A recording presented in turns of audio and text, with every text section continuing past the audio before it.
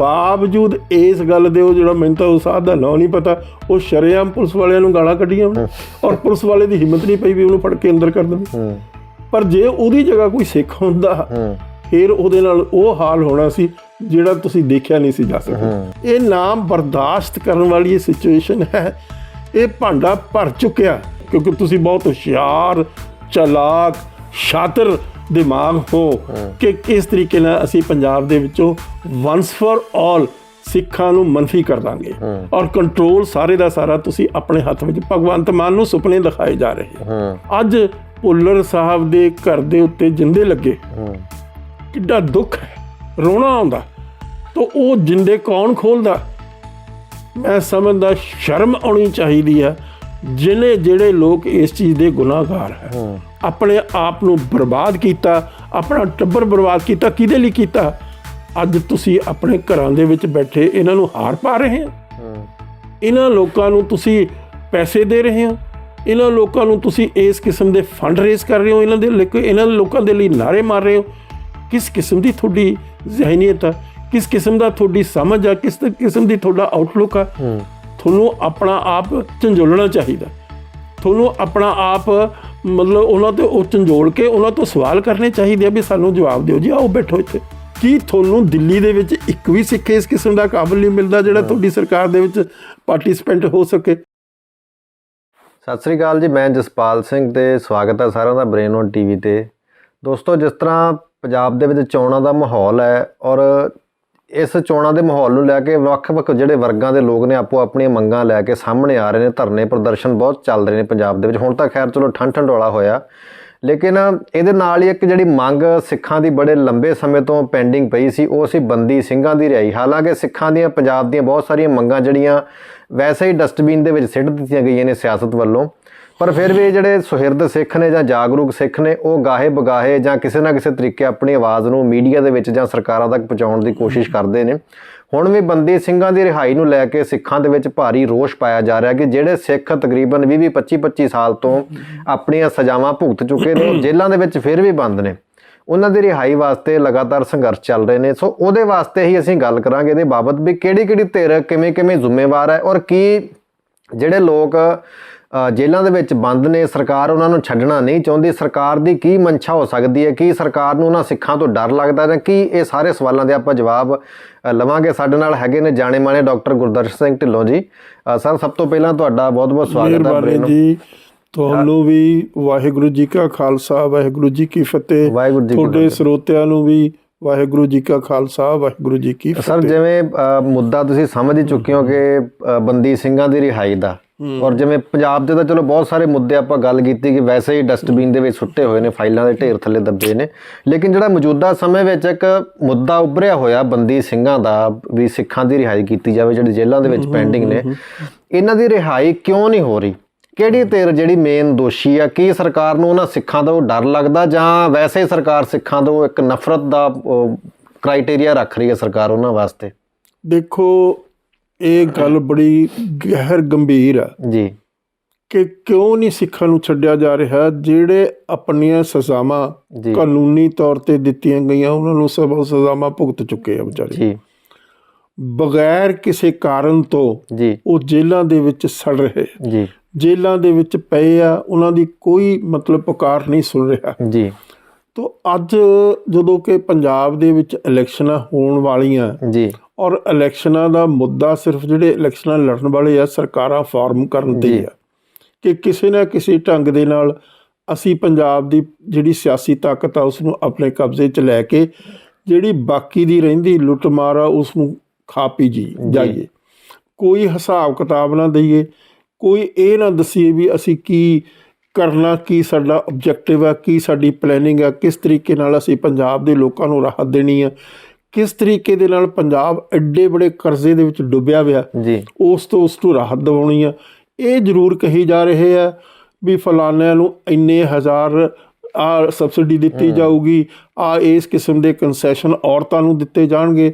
ਲਾਲਚ ਕਹਿ ਲਓ, ਲਾਲਚ ਨਹੀਂ, ਭਿਖਾਰੀ ਬਣਾਇਆ ਜਾ ਰਿਹਾ ਕਿ ਤੁਸੀਂ ਭੀਖ ਮੰਗੇ ਹੋ ਜੀ। ਤੁਹਾਨੂੰ ਅਸੀਂ ਇਸ ਗੱਲ ਲਈ ਕਾਬਲੇ ਨਹੀਂ ਸਮਝਦੇ ਕਿ ਤੁਸੀਂ ਆਪਣੇ ਪੈਰਾਂ 'ਤੇ ਆਪ ਖੜੇ ਹੋ ਕੇ ਆਪ ਕਮਾਈ ਕਰਕੇ ਇੱਕ ਮਤਲਬ ਸੰਜੀਦਾ ਜੀਵਨ, ਜੀ ਇੱਕ ਇਸ ਕਿਸਮ ਦਾ ਜੀਵਨ ਜਿਸ ਦੇ ਵਿੱਚ ਸਤਿਕਾਰ ਹੋਵੇ, ਜੀ। ਉਹ ਜੀਵਨ ਤੁਸੀਂ ਬਤੀਤ ਕਰ ਸਕੋ। ਨਾਲੇ ਇਹ ਸਾਰਾ ਕੁਝ ਜਿਹੜਾ ਧਰਮ ਦੀ ਕਿਰਤ ਕਰਨ ਦਾ ਸਿਧਾਂਤ ਆ ਹਾਂ, ਗੁਰੂ ਉਹੀ ਸਾਹਿਬ ਦਾ, ਕਿਰਤ ਕਰਨ ਦਾ ਜਿਹੜਾ ਸਿਧਾਂਤ ਆ ਉਹਦੇ ਖਿਲਾਫ ਉਹਦੇ ਬਿਲਕੁਲ ਵਿਰੋਧ ਦੇ ਵਿੱਚ ਆ। ਜੀ ਗੁਰੂ ਨਾਨਕ ਨੇ ਮਨੁੱਖ ਨੂੰ ਇੱਕ ਦਿੱਤੀ ਸੀ ਕਿ ਤੇਰੇ ਦੇ ਵਿੱਚ ਸਵੈਮਾਨ ਹੋਣਾ ਚਾਹੀਦਾ। ਜੀ ਤੋ ਸਵੈਮਾਨ ਵਾਲਾ ਮਨੁੱਖ ਨੂੰ ਤੁਸੀਂ ਇਸ ਤਰੀਕੇ ਦੇ ਨਾਲ ਇਸ ਗੱਲ ਤੇ ਲਿਆ ਕੇ ਖੜਾ ਕਰ ਦਿੱਤਾ ਕਿ ਉਹ ਆਟਾ ਦਾਲ ਦੀ ਵੀ ਭੀਖ ਮੰਗੇ, ਉਹ ਦੂਸਰੇ ਪਾਸੇ ਕਹੇ ਵੀ ਮੇਰਾ ਮਕਾਨ ਪੱਕਾ ਕਰ ਦਿਓ, ਉਸ ਦੀ ਵੀ ਭੀਖ ਮੰਗੇ, ਫਿਰ ਉਹ ਖਾਮਖਾ ਪੈਨਸ਼ਨਾਂ ਮੰਗੇ ਜਦੋਂ ਕੋਈ ਕੰਮ ਕੀਤਾ ਹੀ ਨਹੀਂ ਉਸਨੇ।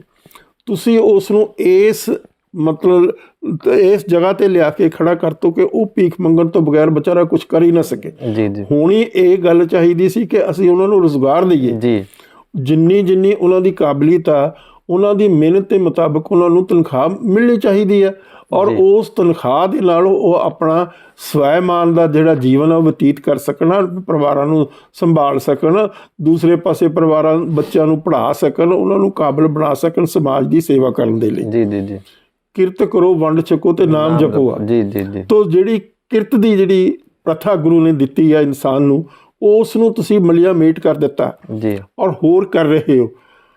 ਆ ਹੁਣ ਮਤਲਬ ਦੇਖੋ, ਇੱਕ ਦੂਜੇ ਤੋਂ ਵੱਧ ਕੇ ਜੇ ਕੋਈ ਇਹ ਕਹਿ ਦਿੰਦਾ ਵੀ ਮੈਂ 1000 ਰੁਪਇਆ ਦਊਂਗਾ, ਦੂਜਾ ਕਹਿੰਦਾ ਮੈਂ 2000 ਦਊਂਗਾ, ਉਹ ਦਓਗੇ ਕਿੱਥੋਂ?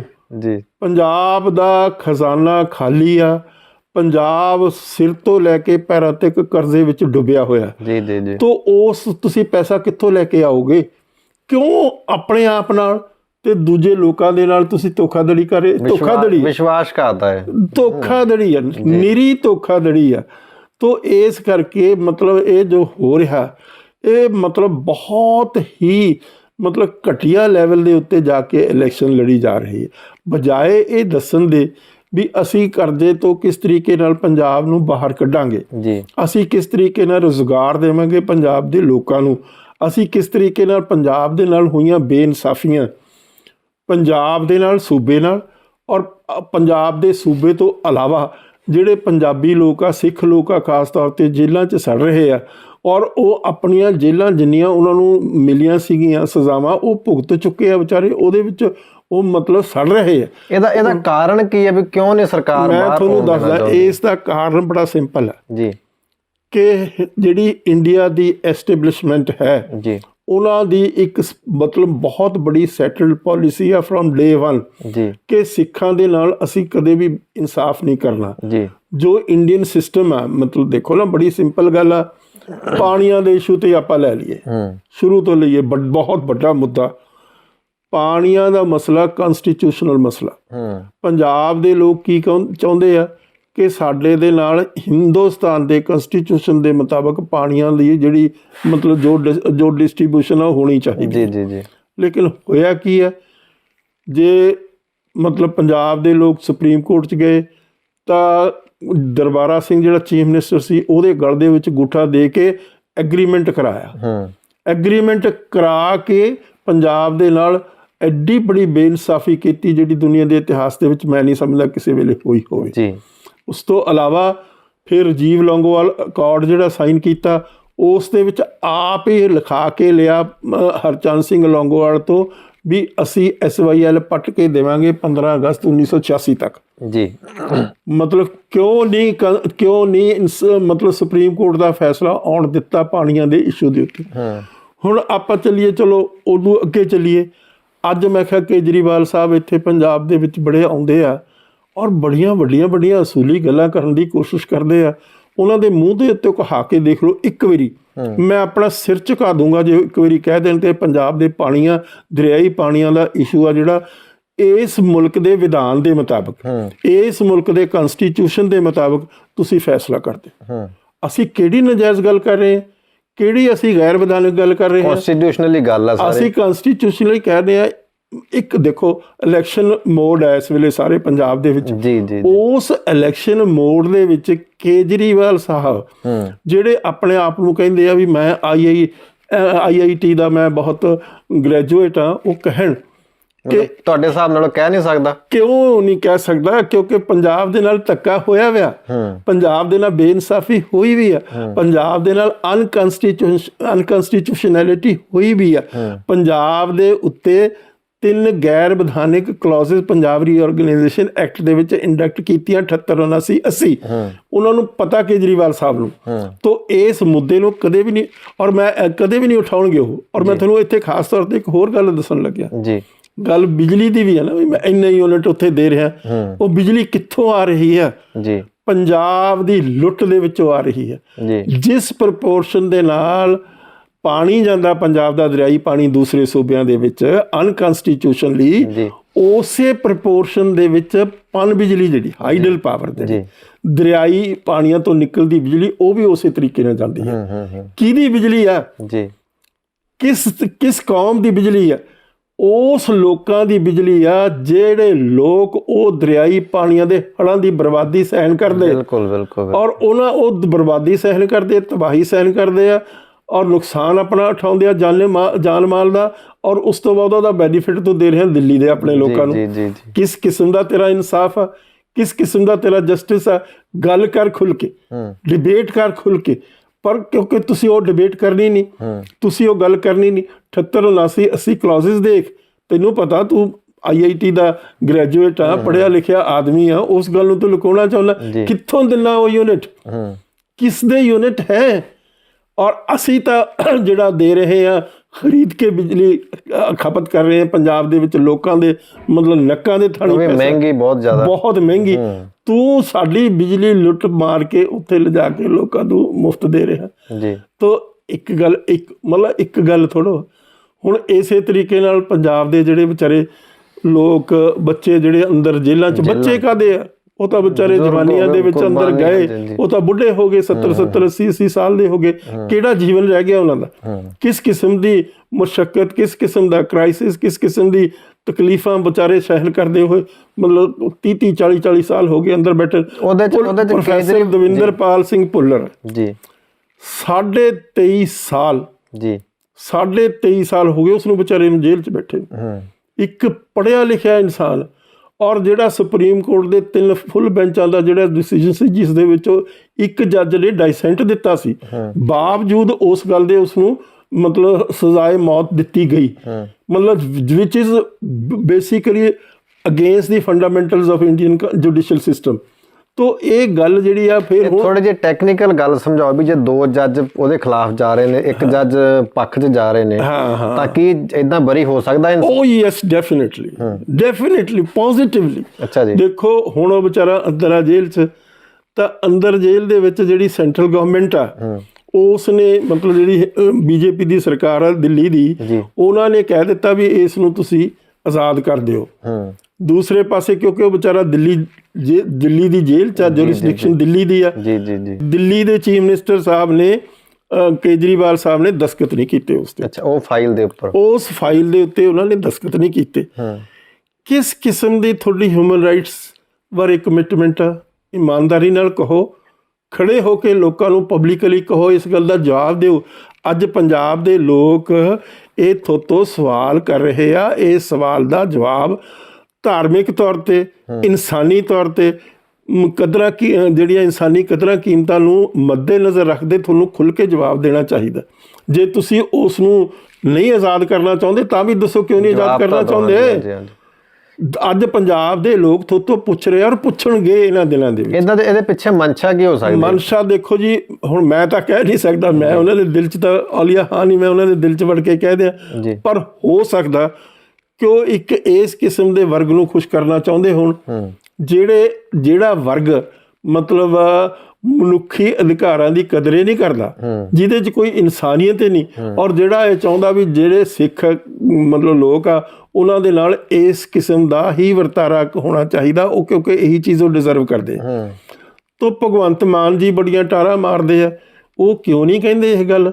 ਕਿਉਂ ਨਹੀਂ ਇਹਨਾਂ ਨੂੰ, ਆਪਣੇ ਲੀਡਰ ਨੂੰ ਕਹਿੰਦੇ ਵੀ ਆਪਾਂ ਨੂੰ ਇਨਸਾਫ ਕਰਨਾ ਚਾਹੀਦਾ, ਆਪਾਂ ਬੇਇਨਸਾਫੀ ਦੇ ਉੱਤੇ ਥੋੜ੍ਹਾ ਆਪਣੀ ਸਾਰੇ ਸਿਸਟਮ ਨੂੰ ਬਿਲਡ ਕਰਨਾ।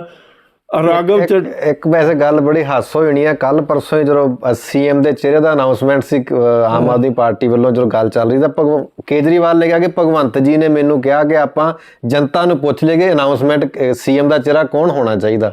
ਤਾਂ ਹੁਣ ਇਸ ਮੁੱਦੇ ਤੇ ਪੰਜਾਬ ਦੀ ਇਲੈਕਸ਼ਨਾਂ ਦਾ ਫਿਰ ਲੋਕਾਂ ਨੂੰ ਕਿਉਂ ਨਹੀਂ ਪੁੱਛਿਆ ਜਾ ਰਿਹਾ ਕਿ ਬੰਦੀ ਸਿੰਘਾਂ ਦੀ ਰਿਹਾਈ ਕਰਨੀ ਹੈ ਕਿ ਨਹੀਂ ਕਰਨੀ? ਇਹ ਵੀ ਤਾਂ ਇੱਕ ਮੰਗ ਹੈ। ਦੇਖੋ, ਬੰਦੀ ਸਿੰਘਾਂ ਦੀ ਜਿਹੜੀ ਰਿਹਾਈ ਆ, ਹੁਣ ਦੇਖੋ ਮੋਦੀ ਸਾਹਿਬ ਜਦੋਂ ਹੁਣ ਪ੍ਰਾਈਮ ਮਿਨਿਸਟਰ ਬਣੇ, ਉੱਥੇ ਇੱਕ ਡਿਪਟੀ ਸਟੇਟ ਮਿਨਿਸਟਰ ਸੀ ਕੰਡਨੀ, ਜਿਹਨੇ ਉੱਥੇ ਇਨਵੋਲਵਮੈਂਟ ਸੀ ਗੁਜਰਾਤ ਰਾਈਟਸ ਦੇ ਵਿੱਚ, ਉਸ ਨੂੰ ਜੇਲ੍ਹ ਚੋਂ ਬਾਹਰ ਕੱਢਿਆ। ਇਸੇ ਤਰੀਕੇ ਨਾਲ ਕੇਸ ਵਾਪਸ ਕਰਾਏ ਅਮਿਤ ਸ਼ਾਹ ਦੇ ਉੱਤੇ ਕੇਸ ਸੀ, ਉਹ ਕੇਸ ਵਾਪਸ ਕਰਾਏ। ਇਸੇ ਤਰੀਕੇ ਦੇ ਨਾਲ ਉਹ ਜਿਹੜੀ ਸਾਧਵੀ ਆ ਉਹਦੇ ਤੇ ਕੇਸ ਵਾਪਸ। ਇੱਕ ਥੋੜੋ ਕਿੰਨੀਆਂ ਐਗਜ਼ਾਮਪਲਾਂ ਹੈਗੀਆਂ। ਇੱਕੋ ਜਿਸ ਨੇ ਸਮਝੌਤਾ ਐਕਸਪ੍ਰੈਸ ਤੇ ਐਕਸਪਲੋਜ਼ਨ ਕੀਤਾ ਸੀ, 65 ਬੰਦੇ ਮੁਸਲਮਾਨ ਮਾਰ ਦਿੱਤੇ ਸੀ ਵਿਚਾਰੇ ਨਿਰਦੋਸ਼, ਉਸ ਨੂੰ ਬਾਹਰ ਕੱਢਿਆ। ਇੱਕ ਥੋੜੋ ਕੀਤਾ, ਇੱਥੇ ਤਾਂ ਕੁਝ ਹੋਇਆ ਹੀ ਨਹੀਂ। ਨਾਲੇ ਆ ਹੁਣ ਪਿੱਛੇ ਧਰਮ ਸੰਸਦ ਜਦੋਂ ਕੀਤੀ ਸੀ ਕਿੱਦਾਂ ਸੁਪਰੀਮ ਕੋਰਟ ਨੂੰ ਇੰਟਰਵੀਨ ਕਰਨਾ ਪੈ ਰਿਹਾ ਮਾਮਲੇ ਦੇ ਵਿੱਚ, ਉਹ ਵੀ ਇੰਟਰਵੀਨ ਕਰਨਾ ਪੈ ਰਿਹਾ। ਤਾਂ ਵੀ ਬਾਵਜੂਦ ਇਸ ਗੱਲ ਦੇ, ਉਹ ਜਿਹੜਾ ਮੈਨੂੰ ਤਾਂ ਉਸ ਸਾਧ ਦਾ ਨਾਂ ਨਹੀਂ ਪਤਾ, ਉਹ ਸ਼ਰੇਆਮ ਪੁਲਿਸ ਵਾਲਿਆਂ ਨੂੰ ਗਾਲਾਂ ਕੱਢੀਆਂ ਔਰ ਪੁਲਿਸ ਵਾਲੇ ਦੀ ਹਿੰਮਤ ਨਹੀਂ ਪਈ ਵੀ ਉਹਨੂੰ ਫੜ ਕੇ ਅੰਦਰ ਕਰ ਦੇਵੇ। ਪਰ ਜੇ ਉਹਦੀ ਜਗ੍ਹਾ ਕੋਈ ਸਿੱਖ ਹੁੰਦਾ ਫਿਰ ਉਹਦੇ ਨਾਲ ਉਹ ਹਾਲ ਹੋਣਾ ਸੀ ਜਿਹੜਾ ਤੁਸੀਂ ਦੇਖਿਆ ਨਹੀਂ ਸੀ ਜਾ ਸਕਦਾ।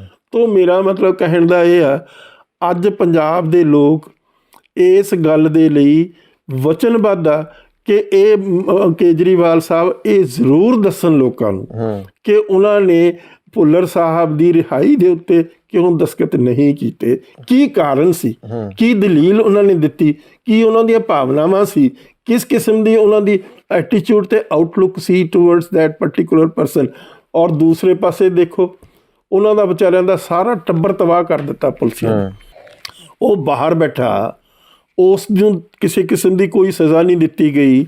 ਤਾਂ ਮੇਰਾ ਮਤਲਬ ਕਹਿਣ ਦਾ ਇਹ ਆ ਕਿ ਅੱਜ ਜਿਹੜਾ ਸਾਡੇ ਬੰਦੇ ਆ ਵਿਚਾਰੇ, ਇਹ ਨਿਰਦੋਸ਼ ਬੰਦੇ, ਪੜ੍ਹੇ ਲਿਖੇ ਬੰਦੇ, ਉਸ ਵੇਲੇ ਦਾ ਐਮਟੈਕ ਆ, ਪ੍ਰੋਫੈਸਰ ਰਿਹਾ ਇੰਜੀਨੀਅਰਿੰਗ ਦਾ, ਉੱਥੇ ਪੜ੍ਹਾਉਂਦਾ ਰਿਹਾ।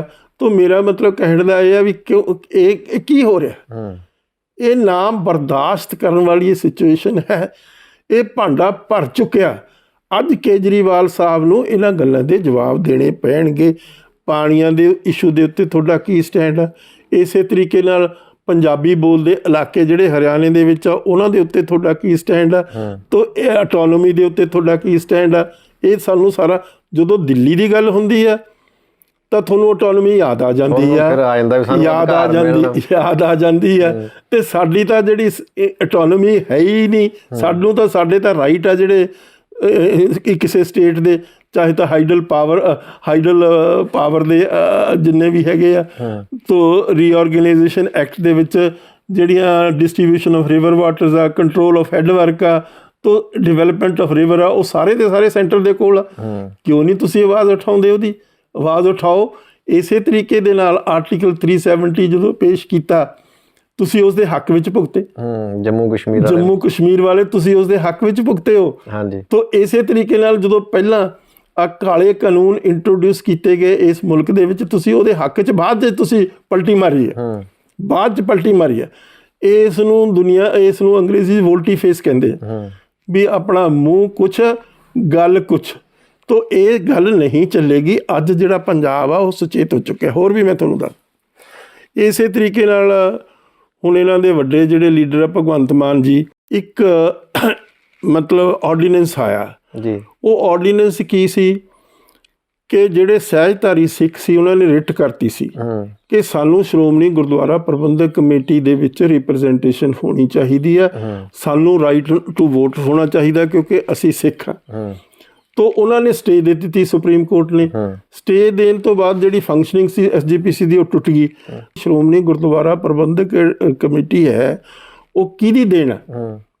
ਉਹ ਸਿੱਖਾਂ ਦੀ ਸਟਰਗਲ ਹੈ ਜਿਹੜੀ 1920 ਦੇ ਵਿੱਚ ਚੱਲੀ ਤੇ 25 ਦੇ ਵਿੱਚ ਇਹ ਐਕਟ ਬਣਿਆ ਅੰਗਰੇਜ਼ਾਂ ਦੇ ਪੀਰੀਅਡ 'ਚ। ਔਰ ਉਹ ਕਿੰਨੀਆਂ ਮਤਲਬ ਸ਼ਹਾਦਤਾਂ, 300 ਤੋਂ ਵੱਧ ਸਿੱਖ ਸ਼ਹੀਦ ਹੋਏ, ਹਜ਼ਾਰਾਂ ਲੱਖਾਂ ਸਿੱਖ ਜੇਲ੍ਹਾਂ ਚਲੇ ਗਏ, ਉਹਨਾਂ ਦੀਆਂ ਪੈਨਸ਼ਨਾਂ ਖਤਮ ਹੋ ਗਈਆਂ, ਉਹਨਾਂ ਦੇ ਕਾਰੋਬਾਰ ਖਤਮ ਹੋ ਗਏ।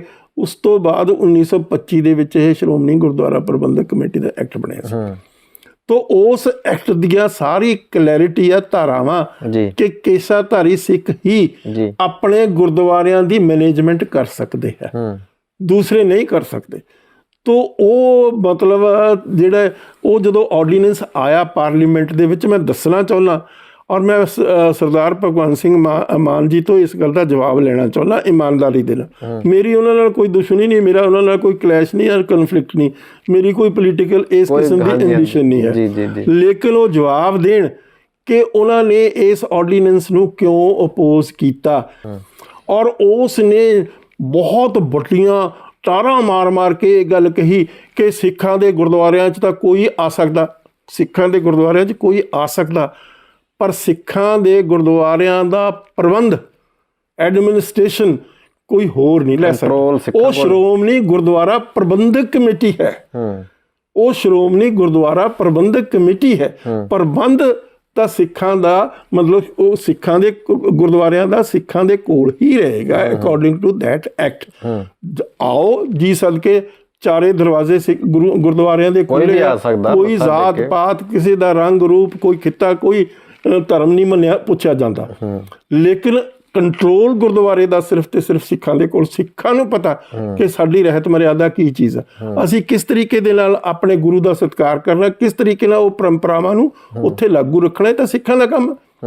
ਤੋ ਇਸ ਗੱਲ ਦੇ ਉੱਤੇ ਟਾਰਾਂ ਮਾਰੀਆਂ ਭਗਵੰਤ ਮਾਨ ਨੇ ਬਹੁਤ ਉੱਚੀ ਉੱਚੀ, ਮੈਂ ਆਪ ਦੇਖੀ ਹੈ ਟੀਵੀ ਦੇ ਉੱਤੇ, ਔਰ ਤੁਸੀਂ ਕੱਢ ਕੇ ਦੇਖ ਲਓ, ਮੈਂ ਤੁਹਾਡੇ ਸਰੋਤਿਆਂ ਨੂੰ ਸੁਣਾ ਵੀ ਦਵਾਂਗੇ, ਤੁਸੀਂ ਸੁਣਾ ਵੀ ਦਿਓ ਬਹੁਤ ਜ਼ੋਰ ਦੀ। जब हम माथा टेकने जाते हैं तब कोई मना नहीं करता, वोट नहीं कर सकते हम, वोट क्यों नहीं कर सकते, तुम भी वोट नहीं कर सकते हरसिमरत कौर जी, लेकिन धर्म को इन्होंने मुट्ठी में लिया हुआ है। मैं इस बिल का विरोध करता हूं। मैं चाहता हूं जो गुरु ग्रंथ साहब को गुरु मानते हैं, जो हर रोज गुरुद्वारा साहब में माथा टेकने जाते हैं, उन सबको हक होना चाहिए कि वो गुरुद्वारा प्रबंधक कमेटी को चुनने में अपना मत का अधिकार का इस्तेमाल करें, अपने वोट का इस्तेमाल करें। ਇਹ ਗੱਲ ਲਈ ਮੈਂ ਜਵਾਬ ਮੰਗਦਾ ਜਿਹੜੀ ਆਮ ਪਾਰਟੀ ਤੋਂ ਵੀ ਜਾਂ ਕੇਜਰੀਵਾਲ ਸਾਹਿਬ ਜਵਾਬ ਦੇ ਦੇਣ, ਕਿਉਂਕਿ ਉਹ ਵੱਡੇ ਲੀਡਰ, ਸਭ ਤੋਂ ਵੱਡੇ ਪ੍ਰਮੁੱਖ ਲੀਡਰ ਹੈ ਇਸ ਪਾਰਟੀ ਦੇ, ਜਾਂ ਭਗਵੰਤ ਮਾਨ ਜੀ ਜਵਾਬ ਦੇ ਦੇਣ ਵੀ ਉਹਨਾਂ ਨੇ ਇਸ ਗੱਲ ਦਾ ਕਿਉਂ ਵਿਰੋਧ ਕੀਤਾ, ਕੀ ਉਹਨਾਂ ਨੂੰ ਬੈਨੀਫਿਟ ਮਿਲਣਾ ਸੀ ਇਸ ਗੱਲ। ਜੇ ਸਿੱਖਾਂ ਦੇ ਗੁਰਦੁਆਰਿਆਂ ਦਾ ਕੰਟਰੋਲ ਸਿੱਖਾਂ ਕੋਲ ਰਹਿ ਜਾਂਦਾ, ਜਿਹੜਾ ਕਿ ਵਾਜਬ ਆ, ਜੇ ਕੋਈ ਆਦਮੀ ਇਹ ਕੱਲ੍ਹ ਨੂੰ ਕਹੇ ਵੀ ਮੈਂ ਫਲਾਣਾ ਹਿੰਦੂਆਂ ਦਾ ਇਹ ਮੰਦਿਰ ਆ ਜਿਸ ਦੇ ਉੱਤੇ ਇੰਨੇ ਕਰੋੜਾਂ ਅਰਬਾਂ ਰੁਪਈਏ ਦਾ ਚੜਾਵਾ ਚੜ੍ਹਦਾ, ਮੈਂ ਉੱਥੇ ਦਾ ਮਤਲਬ ਬਣ ਜਾ, ਚੇਅਰਮੈਨ ਬਣ ਜਾ, ਪ੍ਰੀਸਟ ਬਣ ਜਾ ਜਾਂ ਕੁਝ ਬਣ ਜਾ, ਉਹ ਕਿਵੇਂ ਕਹਿ ਹੋ, ਜਾਂ ਕਿਸੇ ਮਸਜਿਦ ਦਾ ਜਾਂ ਕਿਸੇ ਗਿਰਜੇ ਦਾ, ਉਹ ਤਾਂ ਸਿਰਫ ਤੇ ਸਿਰਫ ਉਹਨਾਂ ਦੇ ਕੋਲ ਹੀ ਰਹੇਗਾ ਨਾ ਜਿਹੜੇ ਉਸ ਧਰਮ ਦੇ ਵਿੱਚ ਪਰਪੱਕ ਆ। ਨਾਲੇ ਜਿਹੜੀ ਸਿਆਸਤ ਦੇ ਵਿੱਚ ਭਗਵੰਤ ਹੋਣੀ ਹੈਗੇ ਨੇ, ਉਹ ਹੁਣ ਕੋਈ ਫੋਰਨਰ ਆ ਕੇ ਬੰਦਾ ਇੱਥੇ ਇਲੈਕਸ਼ਨ ਨਹੀਂ ਲੜ ਸਕਦਾ, ਇੱਥੇ ਇੰਡੀਅਨ ਬੰਦਾ ਹੀ ਇਲੈਕਸ਼ਨ ਲੜੇਗਾ, ਇੰਡੀਅਨ ਹੀ ਬੰਦਾ ਲੜੇਗਾ। ਤੋ ਇੱਕ ਗੱਲ ਨਹੀਂ, ਫਿਰ ਇੱਕ ਹੋਰ ਗੱਲ ਆ, ਮੈਂ ਦੋਨਾਂ ਤੋਂ ਵੱਡੇ ਲੀਡਰ ਆ, ਭਗਵੰਤ ਮਾਨ ਵੀ ਆ ਤੇ ਕੇਜਰੀਵਾਲ ਸਾਹਿਬ ਵੀ ਆ।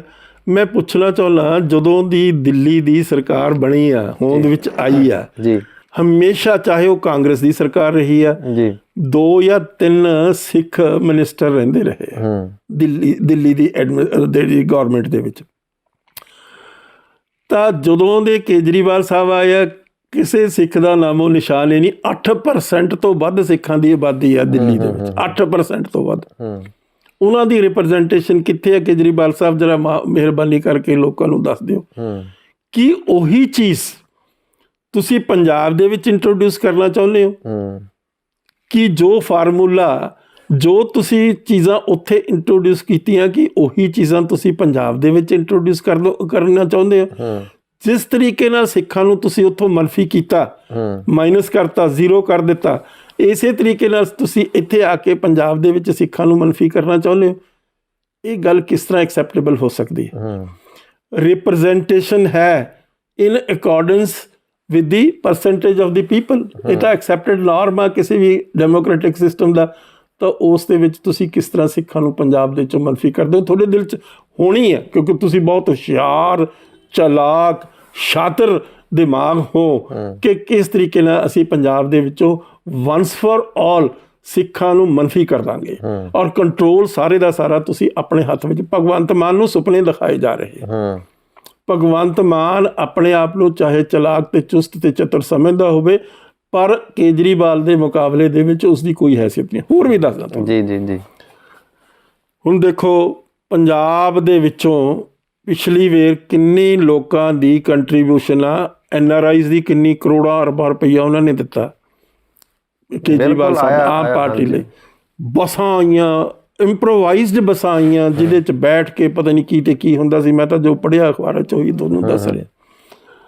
ਤੋ ਉਸ ਗੱਲ ਦੇ ਬਾਵਜੂਦ ਵੀ ਕੀ ਹੋਇਆ ਕਿ ਜਦੋਂ ਇਲੈਕਸ਼ਨਾਂ ਖਤਮ ਹੋਈਆਂ ਤਾਂ 2 ਇਹਨਾਂ ਨੇ ਰਾਜ ਸਭਾ ਦੇ ਵਿੱਚ ਨੋਮੀਨੀ ਭੇਜ ਸਕਣ ਦੀ ਕੈਪੈਸਿਟੀ ਸੀ, ਇਹਨਾਂ ਕੋਲ ਪੋਟੈਂਸ਼ੀਅਲ ਸੀ ਆਮ ਪਾਰਟੀ ਦੇ ਕੋਲ। ਤਾਂ ਪੰਜਾਬ ਦੇ ਵਿੱਚੋਂ ਇੱਕ ਵੀ ਬੰਦਾ ਨੋਮੀਨੇਟ ਨਹੀਂ ਹੋਇਆ, ਦੋਨੇ ਦੇ ਦੋਨੇ ਬਾਹਰ ਲਿਆ। ਇੱਕ ਤਾਂ ਸੰਜੇ ਸਿੰਘ ਆ, ਇੱਕ ਦੂਜੇ ਦਾ ਮੈਨੂੰ ਨਾਂ ਹੁਣ ਭੁੱਲ ਗਿਆ। ਦੋਨੇ ਦੇ ਦੋਨੇ ਰਾਜ ਸਭਾ ਦੇ ਵਿੱਚ ਜਿਹੜੇ ਭੇਜੇ ਗਏ ਆਮ ਪਾਰਟੀ ਵੱਲੋਂ, ਦੇ ਆਰ ਨੌਨ ਪੰਜਾਬੀਜ਼। ਕੰਮ ਸਾਰਾ ਪੈਸਾ ਪੰਜਾਬ ਦਾ। ਫਿਰ ਦੂਸਰਾ ਹੁਣ ਵਿਚਾਰਾ ਸੁਖਪਾਲ ਸਿੰਘ ਖਹਿਰਾ ਹਾਂਜੀ ਜੇਲ੍ਹ 'ਚ ਬੈਠਾ, ਉਹਨੂੰ ਤੁਸੀਂ ਹੁਕਮ ਕਰਦਾ ਵੀ ਤੁਸੀਂ ਉੱਥੋਂ ਫੰਡ ਇਕੱਠੇ ਕਰਕੇ ਲੈ ਕੇ ਆਓ। ਉਹ ਭੋਲਾ ਭਾਲਾ ਆਦਮੀ, ਮਤਲਬ ਕਮਿਟਡ ਆਦਮੀ, ਉਸ ਨੇ ਉੱਥੋਂ ਫੰਡ ਇਕੱਠੇ ਕਰਕੇ ਤੁਹਾਡੀ ਮਤਲਬ ਜੋ ਵੀ ਤੁਹਾਡੀ ਡਾਇਰੈਕਸ਼ਨ ਸੀ ਉਸ ਦੇ ਮੁਤਾਬਕ ਲਿਆ ਕੇ ਤੁਹਾਨੂੰ ਹੈਂਡਓਵਰ ਕਰਤੇ। ਉਹਨੇ ਦੱਸਤਾ ਵੀ ਇੰਨੇ ਪੈਸੇ ਮੈਂ ਲੈ ਕੇ ਆਇਆ, ਵੀ ਚੱਕੋ ਬਈ ਪੈਸੇ। ਉਹ ਵਿਚਾਰਾ ਅੱਜ ਜੇਲ੍ਹ 'ਚ ਬੈਠਾ, ਤੁਸੀਂ ਮਤਲਬ ਆਨੰਦ ਲੈ ਰਹੇ ਹੋ। ਤੁਸੀਂ ਆਨੰਦ ਲੈ ਰਹੇ ਹੋ, ਤੁਸੀਂ ਜਵਾਬਦੇਹ ਹੋ ਕਿ ਉਹ ਜਿਹੜੇ ਪੈਸੇ ਲੈ ਕੇ ਆਇਆ ਤੁਹਾਡੀ ਫੰਡ ਰੇਜ਼ਿੰਗ ਸੀ ਉੱਥੇ ਦੀ, ਔਰ ਉਹ ਫੰਡ ਰੇਜ਼ਿੰਗ ਦੇ ਉੱਤੇ ਤੁਹਾਨੂੰ ਆਵਾਜ਼ ਬੁਲੰਦ ਕਰਨੀ ਚਾਹੀਦੀ ਹੈ। ਤੁਹਾਨੂੰ ਬਲਕਿ ਉੱਥੇ ਜਾ ਕੇ ਸੁਪਰੀਮ ਕੋਰਟ ਦੇ ਵਿੱਚ ਰਿਟ ਕਰਨੀ ਚਾਹੀਦੀ ਹੈ ਵੀ ਇਹ ਸਾਡੇ ਪੈਸੇ। ਪਰ ਤੁਸੀਂ ਕੋਈ ਚੀਜ਼ ਤਾਂ ਜਿਹੜੀ ਕੋਈ ਗਲਤੀ ਹੈ ਤੁਸੀਂ ਉਹਨੂੰ ਓਨ ਨਹੀਂ ਕਰੋਗੇ, ਨਹੀਂ ਕਰ ਰਹੇ। ਹਾਂਜੀ, ਤੁਸੀਂ ਉਸ ਨੂੰ ਓਨ ਨਹੀਂ ਕਰੋਗੇ, ਤੁਸੀਂ ਬਲਕਿ ਉਸ ਨੂੰ ਇਗਨੋਰ ਕਰੋਗੇ। ਤੋ ਇਹ ਸਾਰੀ ਦੀ ਸਾਰੀ ਜਿਹੜੀ ਪ੍ਰਕਿਰਿਆ ਹੈ ਇਹ ਬੜੀ ਚੁਸਤੀ ਚਲਾਕੀ, ਹੇਰਾ ਫੇਰੀ, ਬੇਈਮਾਨੀ ਵਾਲੀ ਚੁਸਤੀ ਚਲਾਕੀ ਆ। ਮੈਂ ਕੋਈ ਨਹੀਂ ਕਹਿੰਦਾ ਵੀ ਕਿਹਨੂੰ ਮਰਜ਼ੀ ਵੋਟ ਪਾਓ, ਕਿਉਂਕਿ ਮੇਰੀ ਕੋਈ ਪੋਲੀਟੀਕਲ ਪਾਰਟੀ ਜਾਂ ਆਰਗੇਨਾਈਜੇਸ਼ਨ ਜਥੇਬੰਦੀ ਹੈ ਨਹੀਂ।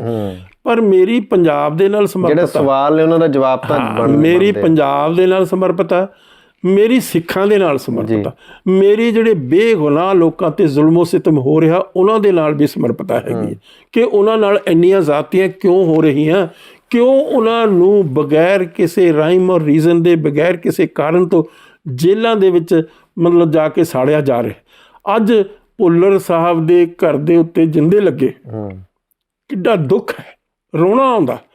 ਤਾਂ ਉਹ ਜਿੰਦੇ ਕੌਣ ਖੋਲ੍ਹਦਾ? ਮੈਂ ਸਮਝਦਾ ਸ਼ਰਮ ਆਉਣੀ ਚਾਹੀਦੀ ਆ। ਜਿਹੜੇ ਲੋਕ ਇਸ ਚੀਜ਼ ਦੇ ਗੁਨਾਹਗਾਰ ਹੈ ਉਹਨਾਂ ਨੂੰ ਸ਼ਰਮ ਆਉਣੀ ਚਾਹੀਦੀ। ਔਰ ਮੈਂ ਤੁਹਾਨੂੰ ਇੱਥੇ ਹੋਰ ਵੀ ਦੱਸ ਦੇਣਾ, ਬਿੱਟੇ ਨੇ ਰਿਟ ਵੀ ਕੀਤੀ ਸੀਗੀ, ਜਿਹੜਾ ਉਹ ਬਿੱਟਾ ਹੈ ਨਾ, ਮਨਜਿੰਦਰ ਸਿੰਘ ਬਿੱਟਾ, ਉਹਨੇ ਰਿਟ ਕੀਤੀ ਸੀ ਸੁਪਰੀਮ ਕੋਰਟ ਦੇ ਵਿੱਚ, ਔਰ ਉਹ ਰਿਟ ਖਾਰਜ ਕਰ ਦਿੱਤੀ ਸੁਪਰੀਮ ਕੋਰਟ ਨੇ। ਬਾਵਜੂਦ ਇਸ ਗੱਲ ਦੇ ਕੇਜਰੀਵਾਲ ਸਾਹਿਬ ਨੇ ਉਸ ਗੱਲ ਦਾ ਕੋਈ ਨੋਟਿਸ ਨਹੀਂ ਲਿਆ, ਕੋਈ ਨੋਟਿਸ ਨਹੀਂ। ਮੈਂ ਪੁੱਛਣਾ ਚਾਹੁੰਦਾ ਪੰਜਾਬ ਦੇ ਲੋਕਾਂ ਨੂੰ, ਖਾਸ ਤੌਰ 'ਤੇ ਸਿੱਖ ਕਮਿਊਨਿਟੀ ਨੂੰ, ਕਿ ਜਿਹੜਾ ਪ੍ਰੋਫੈਸਰ ਦਵਿੰਦਰਪਾਲ ਸਿੰਘ ਭੁੱਲਰ ਆ ਉਹ ਕਿਹਦੇ ਲਈ ਲੜਿਆ, ਕਿਹਦੇ ਲਈ ਇਤਨੀ ਬੜੀ ਕੁਰਬਾਨੀਆਂ ਕੀਤੀਆਂ, ਇੰਨੀਆਂ ਬੜੀਆਂ ਸ਼ਹਾਦਤਾਂ ਦਿੱਤੀਆਂ, ਆਪਣੇ ਆਪ ਨੂੰ ਬਰਬਾਦ ਕੀਤਾ, ਆਪਣਾ ਟੱਬਰ ਬਰਬਾਦ ਕੀਤਾ, ਕਿਹਦੇ ਲਈ ਕੀਤਾ? ਅੱਜ ਤੁਸੀਂ ਆਪਣੇ ਘਰਾਂ ਦੇ ਵਿੱਚ ਬੈਠੇ ਇਹਨਾਂ ਨੂੰ ਹਾਰ ਪਾ ਰਹੇ ਹੋ, ਇਹਨਾਂ ਲੋਕਾਂ ਨੂੰ ਤੁਸੀਂ ਪੈਸੇ ਦੇ ਰਹੇ ਹੋ, ਇਹਨਾਂ ਲੋਕਾਂ ਨੂੰ ਤੁਸੀਂ ਇਸ ਕਿਸਮ ਦੇ ਫੰਡ ਰੇਜ਼ ਕਰ ਰਹੇ ਹੋ, ਇਹਨਾਂ ਲੋਕਾਂ ਦੇ ਲਈ ਨਾਅਰੇ ਮਾਰ ਰਹੇ ਹੋ। ਕਿਸ ਕਿਸਮ ਦੀ ਤੁਹਾਡੀ ਜ਼ਹਿਨੀਅਤ ਆ, ਕਿਸ ਕਿਸਮ ਦਾ ਤੁਹਾਡੀ ਸਮਝ ਆ, ਕਿਸ ਕਿਸਮ ਦੀ ਤੁਹਾਡਾ ਆਊਟਲੁੱਕ ਆ? ਤੁਹਾਨੂੰ ਆਪਣਾ ਆਪ ਝੰਜੋਲਣਾ ਚਾਹੀਦਾ, ਤੁਹਾਨੂੰ ਆਪਣਾ ਆਪ ਮਤਲਬ ਉਹਨਾਂ ਤੋਂ ਉਹ ਝੰਜੋਲ ਕੇ ਉਹਨਾਂ ਤੋਂ ਸਵਾਲ ਕਰਨੇ ਚਾਹੀਦੇ ਆ ਵੀ ਸਾਨੂੰ ਜਵਾਬ ਦਿਓ ਜੀ, ਆਓ ਬੈਠੋ ਇੱਥੇ। ਮੈਂ ਨਹੀਂ ਕਹਿੰਦਾ ਕਿਸੇ ਨਾਲ ਲੜੋ, ਕਿਸੇ ਨੂੰ ਗਾਲ ਗਲੋਚ ਕਰੋ, ਕੋਈ ਗਾਲ ਗਲੋਚ ਕਰਨ ਦੀ ਲੋੜ ਨਹੀਂ। ਤੁਸੀਂ ਭਗਵੰਤ ਮਾਨ ਤੋਂ ਵੀ ਜਵਾਬ ਲਓ ਵੀ ਜਿਹੜੇ ਉਹ ਆਰਡੀਨੈਂਸ ਆਇਆ, ਭਾਈ ਸਾਹਿਬ ਜੀ ਤੁਸੀਂ ਉਸ ਨੂੰ ਕਿਉਂ ਅਪੋਜ਼ ਕੀਤਾ? ਤੁਸੀਂ ਗੁਰਦੁਆਰਿਆਂ ਦਾ ਕੰਟਰੋਲ ਕਿਹਨੂੰ ਦੇਣਾ ਚਾਹੁੰਦੇ ਸੀਗੇ? ਬੜੇ ਆਰਾਮ ਨਾਲ, ਸ਼ਾਂਤੀ ਨਾਲ ਉਹਨਾਂ ਦੇ ਨਾਲ ਗੱਲਬਾਤ ਕੀਤੀ ਜਾ ਸਕਦੀ, ਡਾਇਲੌਗ। ਇਸੇ ਤਰੀਕੇ ਨਾਲ ਤੁਸੀਂ ਪੁੱਛੋ ਵੀ ਕੇਜਰੀਵਾਲ ਸਾਹਿਬ, ਜਿਹੜੇ ਭੁੱਲਰ ਸਾਹਿਬ ਆ, ਉਹਨਾਂ ਦੀ ਤੁਸੀਂ ਕਿਉਂ ਵਿਰੋਧਤਾ ਕਰਦੇ ਹੋ ਜੇ ਉਹ ਬਾਹਰ ਆਉਂਦੇ ਆ? ਇਹ ਸਾਰੀਆਂ ਗੱਲਾਂ ਤੇ ਤੁਹਾਡੀ ਕਿਸ ਕਿਸਮ ਦੀ ਕਮਿਟਮੈਂਟ ਆ ਹਿਊਮਨ ਰਾਈਟਸ ਦੇ ਲਈ? ਜਿਸ ਬੰਦੇ ਦੀ ਕੋਈ ਕਮਿਟਮੈਂਟ ਨਹੀਂ, ਇਮਾਨਦਾਰੀ ਨਹੀਂ ਹਿਊਮਨ ਰਾਈਟਸ ਦੇ ਲਈ, ਉਹ ਬੰਦਾ ਕੀ ਆ? ਤੋ ਇਸ ਕਰਕੇ ਇਹ ਗੱਲ ਬੜੀ ਅਹਿਮ ਆ, ਬੜੀ ਸਿਗਨੀਫਿਕੈਂਟ ਆ, ਬੜੀ ਇੰਪੋਰਟੈਂਟ ਆ। ਔਰ ਸਿੱਖਾਂ ਦੇ ਮਤਲਬ ਜਿਹੜੇ ਜ਼ਖਮ ਹੈ ਉਹਨਾਂ ਦੇ ਉੱਤੇ ਇੱਕ ਕਿਸਮ ਦਾ ਲੂਣ ਛਿੜਕਣ ਵਾਲੀ ਗੱਲ ਆ ਕਿ ਜੇ ਇਸ ਕਿਸਮ ਦੀ ਗੱਲ ਦਾ ਜਵਾਬ, ਮਾਕੂਲ ਜਵਾਬ, ਕਨਵਿੰਸਿੰਗ ਜਵਾਬ ਨਹੀਂ ਆਏਗਾ ਕੇਜਰੀਵਾਲ ਸਾਹਿਬ ਵੱਲੋਂ ਜਾਂ ਉਹਨਾਂ ਦੀ ਪਾਰਟੀ ਵੱਲੋਂ ਜਾਂ ਸਰਦਾਰ ਭਗਵੰਤ ਸਿੰਘ ਮਾਨ ਵੱਲੋਂ ਨਹੀਂ ਆਏਗਾ ਤਾਂ ਸਿੱਖਾਂ ਨੂੰ ਮਤਲਬ ਇਸ ਗੱਲ ਦਾ ਦਰਦ ਇਹੀ ਨਹੀਂ ਕਿ ਇਲੈਕਸ਼ਨਾਂ ਤੱਕ ਇਹ ਤਾਂ ਜ਼ਿੰਦਗੀ ਉਹਨਾਂ ਨੂੰ ਯਾਦ ਰਹੇਗਾ। ਸਰ ਇੱਕ ਤੁਸੀਂ ਨਾ ਵਾਰ-ਵਾਰ ਪਿਛਲੇ ਕਾਫੀ ਸਮੇਂ ਤੋਂ ਅਪੀਲਾਂ ਕਰਦੇ ਆ ਰਹੇ ਹੋ ਵੀ ਸਿੱਖਾਂ ਨੂੰ ਸਿਆਸਤ ਵਿੱਚ ਆਉਣਾ ਚਾਹੀਦਾ, ਅੱਖਰ ਦੇ ਲੜ ਲੱਗਣਾ ਚਾਹੀਦਾ, ਹਨਾ। ਲੇਕਿਨ ਬਰਗਾੜੀ ਤੋਂ ਲੈ ਕੇ ਹੁਣ ਤੱਕ ਸਿੱਖਾਂ ਨੇ ਸ਼ਾਇਦ ਕੋਈ ਸਬਕ ਨਹੀਂ ਸਿੱਖਿਆ। ਆਪਣੀ ਸਾਰੀ ਜਿਹੜੀ ਪੋਲੀਟੀਕਲ ਪਾਵਰ ਆ ਉਹਨਾਂ ਲੋਕਾਂ ਦੇ ਹੱਥ ਦਿੱਤੀ ਜਿਹੜੇ ਸਿੱਖਾਂ ਦਾ ਸ਼ਾਇਦ ਭਲਾ ਨਹੀਂ ਚਾਹੁੰਦੇ। ਤਾਂ ਸਿੱਖ ਇਹਦੇ ਬਾਵਜੂਦ ਵੀ ਸੰਘਰਸ਼ ਕਰ ਰਹੇ ਨੇ, ਜਿਵੇਂ ਕੋਈ ਸੋਸ਼ਲ ਮੀਡੀਆ ਤੇ ਐਕਟਿਵ ਹੋ ਕੇ ਸਿੱਖਾਂ ਨਾਲ ਬਦਤਮੀਜ਼ੀ ਕਰਦਾ, ਗੁਰੂ ਦੀ ਬੇਅਦਬੀ ਕਰਦਾ, ਸਿੱਖ ਉਹਦੇ ਨਾਲ ਲੜ ਪੈਂਦੇ ਨੇ, 100 ਗੱਲਾਂ ਕਰਦੇ ਨੇ। ਤਾਂ ਤੁਸੀਂ ਇਹ ਚਾਹੋਗੇ ਕਿ ਸਿੱਖ ਜਿਹੜੇ ਕੋਈ ਜਥੇਬੰਦਕ ਤੌਰ ਤੇ ਆਪਣੀ ਕੋਈ ਸਿਆਸੀ ਪਾਰਟੀ ਬਣਾਉਣ, ਸਿਆਸਤ ਦੇ ਵਿੱਚ ਆਉਣ, ਤਾਂ ਕਿ ਸਿੱਖਾਂ ਦੇ ਜਿਹੜੇ ਇਹ ਛੋਟੇ ਮੋਟੇ ਮਸਲੇ ਘੱਟੋ ਘੱਟ ਤਾਂ ਹੱਲ ਕਰ ਸਕਣ ਸਿੱਖ ਸਿਆਸਤ ਦੇ ਵਿੱਚ ਆ ਕੇ? ਸਿਆਸਤ ਤੋਂ ਇਲਾਵਾ ਵੀ ਜੀ ਪ੍ਰੈਸ਼ਰ ਗਰੁੱਪ ਬਣਾਉਣ। ਜੀ ਜਿਸ ਤਰ੍ਹਾਂ ਕਿਸਾਨਾਂ ਨੇ ਇੱਕ ਬਹੁਤ ਬੜਾ ਪ੍ਰੈਸ਼ਰ ਗਰੁੱਪ ਬਣਾਇਆ, ਉਸ ਪ੍ਰੈਸ਼ਰ ਗਰੁੱਪ ਦਾ ਸਦਕਾ ਹੀ ਆ ਕਿ ਪਹਿਲੀ ਵਾਰ ਮੋਦੀ ਇੰਨਾ ਸਟਰੋਂਗ ਪ੍ਰਾਈਮ ਮਿਨਿਸਟਰ ਇਸ ਮੁਲਕ ਦਾ, ਤੇ ਉਸ ਨੂੰ ਆਪਣੀ ਹਾਰ ਮੰਨਣੀ ਪਈ। ਉਹਦੇ ਕੀ ਨਤੀਜੇ ਨਿਕਲਣਗੇ ਇਹ ਤਾਂ ਵਕਤ ਹੀ ਦੱਸੂਗਾ। ਪਰ ਇੱਕ ਵਾਰੀ ਉਹਨਾਂ ਨੇ ਮਤਲਬ ਮੋਦੀ ਦੀ ਜਿਹੜੀ ਕਲਗੀ ਸੀ ਉਸ ਨੂੰ ਨੀਚੇ ਕਰ ਦਿੱਤਾ। ਤਾਂ ਪ੍ਰੈਸ਼ਰ ਗਰੁੱਪ ਵੀ ਬਹੁਤ ਜ਼ਿਆਦਾ ਇੰਪੋਰਟੈਂਟ ਹੁੰਦਾ। ਅੱਜ ਮਤਲਬ ਸਿੱਖਾਂ ਦੇ ਕੋਲ ਪ੍ਰੈਸ ਆਪਣੀ ਮੀਡੀਆ ਨਹੀਂ ਹੈਗਾ, ਲੇਕਿਨ ਸੋਸ਼ਲ ਮੀਡੀਆ ਐਸਾ ਆ ਚੁੱਕਿਆ ਜਿਸ ਦੇ ਰਾਹੀਂ ਉਹ ਆਪਣੀ ਆਵਾਜ਼ ਬੁਲੰਦ ਕਰ ਸਕਦੇ ਆ, ਲੋਕਾਂ ਤੱਕ ਪਹੁੰਚਾ ਸਕਦੇ ਆ।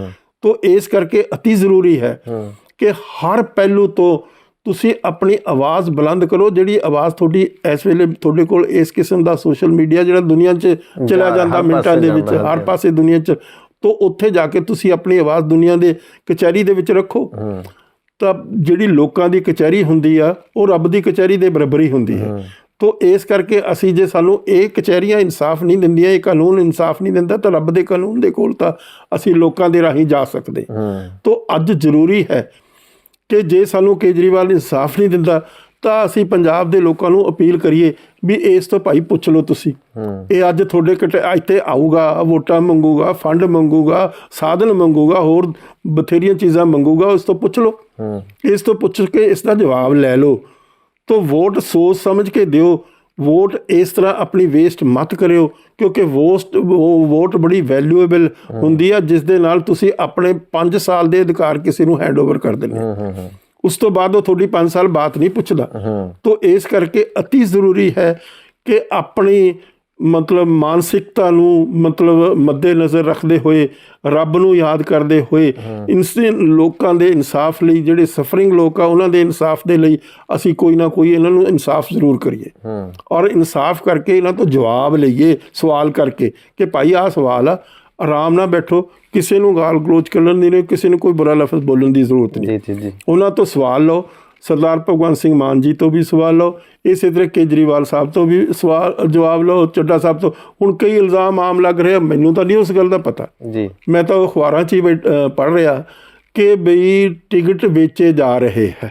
ਐਲੀਗੇਸ਼ਨ ਲੱਗੇ ਨੇ। ਹਾਂ ਜੋ ਵੀ ਮਤਲਬ ਤੁਸੀਂ ਸਹਿ। ਹੁਣ ਜੇ ਟਿਕਟ ਵੇਚੇ ਜਾ ਰਹੇ ਆ ਤਾਂ ਤੁਸੀਂ ਜਾਂ ਇਹ ਜਿਹੜੇ ਵੇਚ ਰਹੇ ਆ ਟਿਕਟ, ਉਹ ਕੀ ਐਕਸਪੈਕਟ ਕਰਨਗੇ ਉਹਨਾਂ ਕੈਂਡੀਡੇਟਸ ਤੋਂ?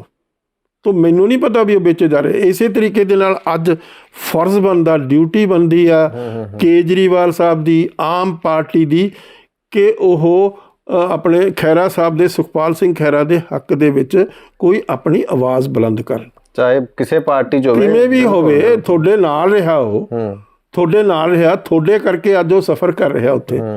ਤਾਂ ਇਸ ਕਰਕੇ ਜ਼ਰੂਰੀ ਆ ਕਿ ਤੁਸੀਂ ਔਰ ਉਸ ਨੇ ਹਮੇਸ਼ਾ ਪੰਜਾਬ ਦੇ ਹੱਕਾਂ ਦੇ ਵਿੱਚ ਆਵਾਜ਼ ਬੁਲੰਦ ਕੀਤੀ ਹੈ। ਤਾਂ ਤੁਹਾਡੀ ਡਿਊਟੀ ਬਣਦੀ ਆ ਕਿ ਤੁਸੀਂ ਅੱਜ ਖੜੇ ਹੋ ਕੇ ਜੋ ਵੀ ਚੈਨਲਸ ਤੁਹਾਡੇ ਕੋਲ ਬੈਟਰ ਚੈਨਲਸ ਹੈਗੇ, ਤੁਹਾਨੂੰ ਜ਼ਿਆਦਾ ਬਿਹਤਰ ਪਤਾ ਵੀ ਕਿਸ ਤਰੀਕੇ ਦੇ ਨਾਲ ਉਸ ਦੀ ਅਸੀਂ ਹੈਲਪ ਕਰ ਸਕਦੇ। ਸਾਰੇ ਸਾਧਨ ਨੇ ਉਹਨਾਂ ਕੋਲ, ਸਾਰੇ ਸਾਧਨ, ਪੈਸਾ ਵੀ ਹੈ, ਸਾਰਾ ਕੁਝ ਹੈ, ਸਰਕਾਰ ਵੀ ਆ, ਸਟੇਟ ਦੀ। ਤਾਂ ਇਹ ਵੀ ਜਵਾਬ ਦਿਓ ਵੀ ਅਸੀਂ ਪਹਿਲਾਂ ਤੁਸੀਂ 2 ਸਰਕਾਰਾਂ ਚਲਾ ਚੁੱਕੇ ਹੋ, ਨਾ ਉਹਨਾਂ ਸਰਕਾਰਾਂ 'ਚ ਕੋਈ ਸਿੱਖ ਰਿਪਰੈਜ਼ੈਂਟੇਟਿਵ ਸੀ, ਨਾ ਦੂਜੇ ਪਾਸੇ ਹੁਣ ਕੋਈ ਤੁਹਾਡਾ ਸਿੱਖ ਰਿਪਰੈਜ਼ੈਂਟੇਟਿਵ। ਇਹ ਕਾਰਨ ਕੀ ਹੈ? ਕੀ ਤੁਹਾਨੂੰ ਦਿੱਲੀ ਦੇ ਵਿੱਚ ਇੱਕ ਵੀ ਸਿੱਖ ਇਸ ਕਿਸਮ ਦਾ ਕਾਬਲ ਨਹੀਂ ਮਿਲਦਾ ਜਿਹੜਾ ਤੁਹਾਡੀ ਸਰਕਾਰ ਦੇ ਵਿੱਚ ਪਾਰਟਿਸਪੈਂਟ ਹੋ ਸਕੇ? ਇਹ ਗੱਲ ਸਿੱਖ ਕਿਸ ਦੇ ਕੋਲ ਜਾਣ, ਸਿੱਖ ਕਿਸ ਦੇ ਕੋਲ ਜਾਣ? ਤਾਂ ਇਸ ਕਰਕੇ ਅਤੀ ਜ਼ਰੂਰੀ ਹੈ ਕਿ ਜਿਹੜੀ ਦਿੱਲੀ ਦੀ ਸਰਕਾਰ ਆ ਉਸ ਦੇ ਵਿੱਚ ਸਿੱਖਾਂ ਦਾ ਨੁਮਾਇੰਦਾ ਹੋਣਾ ਚਾਹੀਦਾ। ਇੱਕ ਨਹੀਂ ਬਲਕਿ 2 ਜਾਂ 3 ਹੋਣੇ ਚਾਹੀਦੇ ਆ। 8% ਉਹਨਾਂ ਦੀ ਆਬਾਦੀ ਆ। ਤੋ ਉਹਨਾਂ ਦੀਆਂ ਵੀ ਜ਼ਰੂਰਤਾਂ, ਉਹਨਾਂ ਦੀਆਂ ਵੀ ਲੋੜਾਂ ਹੈਗੀਆਂ। ਤੋ ਇਸ ਕਰਕੇ ਅਤੀ ਜ਼ਰੂਰੀ ਹੈ ਕਿ ਇਹਨਾਂ ਸਾਰਿਆਂ ਸਵਾਲਾਂ ਦਾ ਜਵਾਬ ਸਹਿਜ ਦੇ ਵਿੱਚ ਲੈਣਾ ਚਾਹੀਦਾ ਉਹਨਾਂ ਤੋਂ, ਔਰ ਲੈ ਕੇ ਆਪਣਾ ਮਨ ਤਾਂ ਬਣਾਉਣਾ ਚਾਹੀਦਾ ਵੋਟ ਪਾਉਣ ਲਈ। ਵੋਟ ਪਾਉਣ ਲਈ ਮਨ ਤਾਂ ਬਣਾਓ ਜੇ ਤੁਹਾਡੀ ਤਸੱਲੀ ਹੋ ਜੇ ਕੇਜਰੀਵਾਲ ਸਾਹਿਬ ਦੇ ਜਵਾਬ ਤੋਂ। ਵਾਰ-ਵਾਰ ਧੋਖੇ ਖਾਣ ਦਾ ਕੀ ਫਾਇਦਾ। ਸਰ ਤੁਹਾਡਾ ਬਹੁਤ ਬਹੁਤ ਸਵਾਗਤ ਹੈ। ਤੁਸੀਂ ਜਾਣਕਾਰੀ ਭਰਪੂਰ ਗੱਲਾਂ ਦੱਸੀਆਂ। ਕਈ ਚੀਜ਼ਾਂ ਸੀ ਜਿਹੜੀਆਂ ਧਿਆਨ ਦੇ ਵਿੱਚ ਆਉਣੀਆਂ ਚਾਹੀਦੀਆਂ ਸੀ ਲੋਕਾਂ ਦੇ, ਪੰਜਾਬ ਦੇ ਵੋਟਰਾਂ ਦੇ, ਔਰ ਖਾਸ ਕਰਕੇ ਸਿੱਖਾਂ ਦੇ ਜਿਹੜੇ ਕਾਫੀ ਲੰਮੇ ਸਮੇਂ ਤੋਂ ਇੱਕ ਜ਼ੁਲਮ ਦਾ ਸ਼ਿਕਾਰ ਹੋ ਰਹੇ ਨੇ ਸਿਸਟਮ ਦੇ। ਸੋ ਚਾਹੇ ਇਕੱਲੇ ਸਿੱਖ ਨਹੀਂ, ਬਹੁਤ ਲੋਕ ਵੀ ਸ਼ਿਕਾਰ ਹੋ ਰਹੇ ਨੇ। ਇਸ ਕਰਕੇ ਚੰਗੇ ਲੋਕਾਂ ਨੂੰ ਵੋਟਾਂ ਪੈਣੀਆਂ ਚਾਹੀਦੀਆਂ ਨੇ ਤਾਂ ਕਿ ਹਰ ਇੱਕ ਦਾ ਭਲਾ ਹੋਵੇ। ਪਰ ਲੱਗਦਾ ਨਹੀਂ ਕਿ ਕੋਈ ਚੰਗੀ ਜਿਹੜੀ ਸਿਆਸਤ ਆ ਸਾਹਮਣੇ ਉੱਭੜ ਕੇ ਆ ਰਹੀ ਹੈ। ਸੋ ਸਾਨੂੰ ਦਿਓ ਇਜਾਜ਼ਤ। ਧੰਨਵਾਦ।